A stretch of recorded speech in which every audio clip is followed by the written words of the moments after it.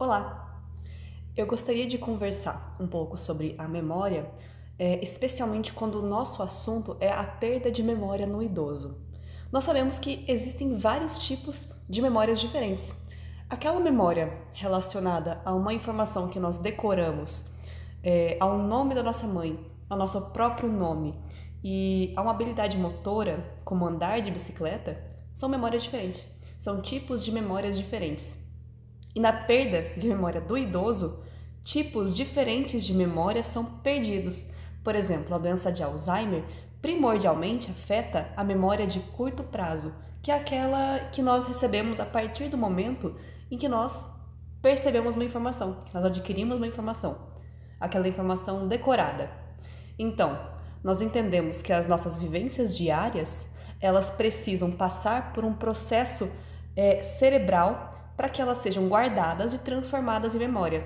Ou seja, o nosso cotidiano, as nossas experiências, elas passam por um processo de codificação, armazenamento, repetição e então evocação, declaração. As nossas memórias, passando por todos esses processos que podem variar conforme o tipo de memória, elas podem ser divididas conforme o curso temporal e o tipo de informação. Se eu penso em curso temporal, eu penso se essa memória é recente ou se ela é longa, se ela é de curto prazo ou longo prazo. E se eu penso na natureza da informação, no tipo de informação, eu penso justamente naquilo que eu mencionei antes. Se é uma informação decorada, se é uma informação com muito significado, relacionada ao nome da nossa mãe, ao nome do nosso cachorro, ou se ela é relacionada ao processo motor, a habilidades motoras. Então, a minha memória, nesse esquema, ela pode ser dividida, eu vou classificá-la de acordo com o livro de neurociências do Kandel, conforme o tipo e o curso temporal. Primordialmente, eu divido a minha memória em de curto prazo e longo prazo. Se eu penso na minha memória de curto prazo, eu penso naquela memória que eu adquiro justamente no momento em que eu percebi a informação. Ela é chamada de memória de trabalho. Eu vou dar um exemplo sobre a memória de curto prazo que nós temos.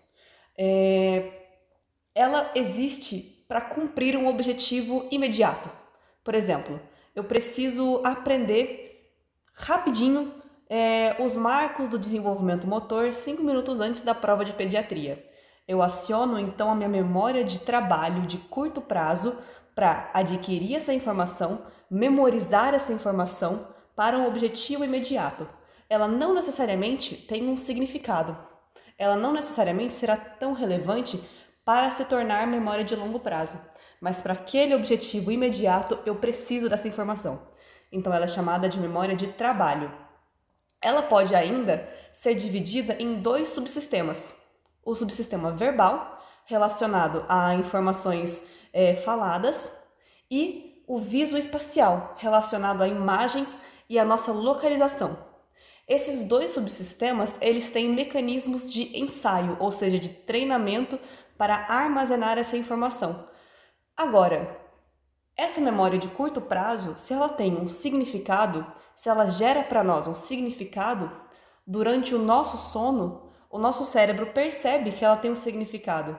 E então, ele pratica mecanismos que tornarão essa memória de curto prazo em memória de longo prazo. Durante o meu sono, a minha memória de curto prazo vai para o meu hipocampo, que fica escondida na parte medial do meu lobo temporal, e lá ela vai ser repetida. Vai ser repetida para que seja consolidada. E sendo repetida e consolidada, essa memória se transforma em memória de longo prazo e é transferida novamente para o meu córtex, para que então ela se torne uma memória persistente, uma memória que persiste, porque ela tem significado. A minha memória de longo prazo, ou seja, sendo aquela memória que persiste, que tem um significado, que foi aprendida, ela pode ainda ser dividida em outros dois sistemas.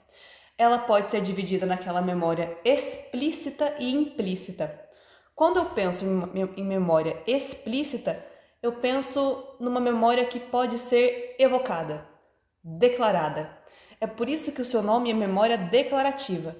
Se é uma memória declarativa que eu evoco, significa que não basta apenas armazenar essa memória. Eu preciso evocá-la, eu preciso declará-la.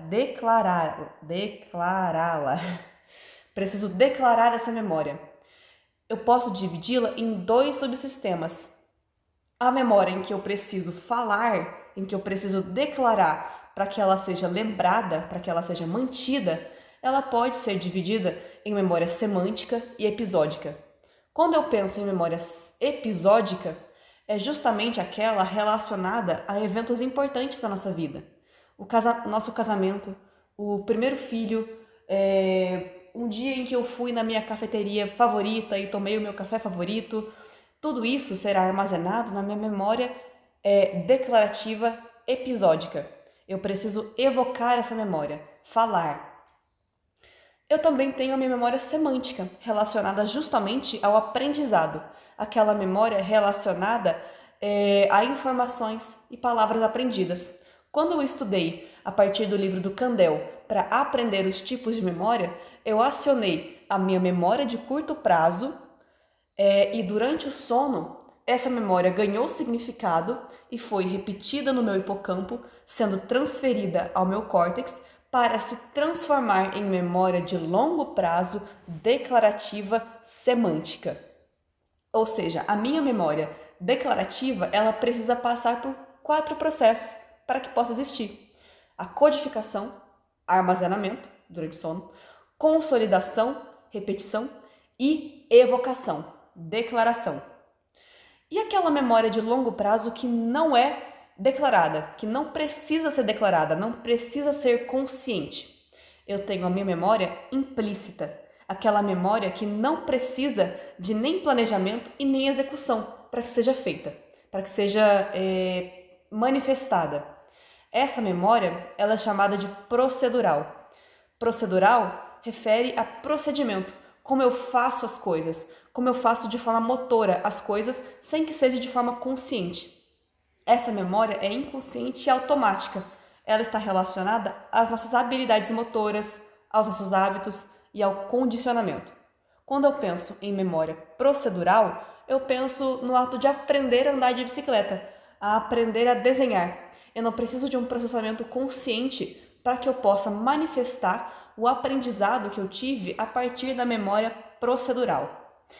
Eu gostaria, por fim, de dar uma importância um pouco maior à minha memória declarativa, porque a partir do momento em que eu tenho uma memória relacionada ou a informações aprendidas ou a eventos importantes, e eu preciso declarar essas informações, eu tenho várias informações no meu córtex em que eu posso conectar, fazer novas conexões neurais.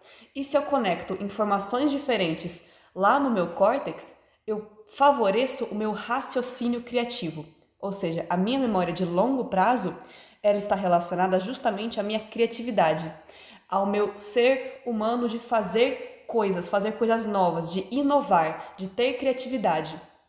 Quando eu tenho um declínio cognitivo avançado, eu afeto justamente a minha memória de longo prazo.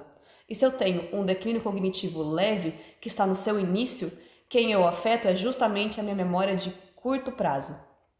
Por fim, gostaria de agradecer. Muito obrigada!